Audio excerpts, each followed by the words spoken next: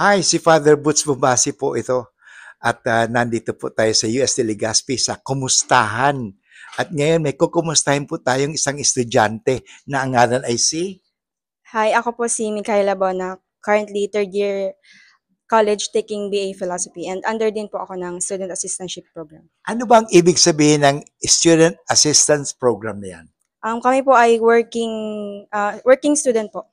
Working student. Opo. So, matagal ka na ba working student? Since first year college po. First year. Ano ba ang naidulot naman ng UST Legazpi sa pagiging mong working student? SAP po gives us opportunity na makapag-aral na nagbibigay po sa amin ng discount sa tuition. Okay. So, nagbibigay po siya ng opportunity sa mga student na financially challenged. Okay. So ngayon, ano ba ang sa'yo bilang ikaw isang estudyante? Ano ba ang masasabi mo na balanse pag-aaral ka at nagtatrabaho ka? Paano mo nababalanse itong nag-aaral ka? Ilang oras ka nag-aaral? Ang duty po namin is 4 hours a day and 20 hours per week po.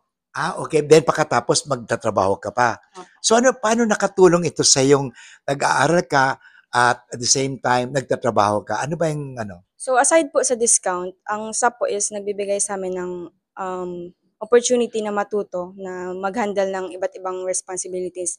Since hindi lang po students yung nakaka-encounter namin, pati din po staff and employees. So para na din po siyang training ground sa amin na since ang hinahandle po namin is different offices and deal with different people. Wow, congratulations, Mikay. At ngayon, saan ka ba na-assign ngayon as of now? Or kasi 2025-26 ang bago. Pero as of now, saan ka ba assign ngayon na student assistance? Nung first year po ako, yung first 3 semesters sa GS po ako and then now po sa ORA po. Sa Aura. How do you find Aura? Sa ORA po, since Office of Religious Affairs, talagang Naging magasali opo, ka. opo. Naging religious po ako nung lumipat po ako ng office. Yeah, thank you very much, Mikay. And congratulations Thank and you God po. bless.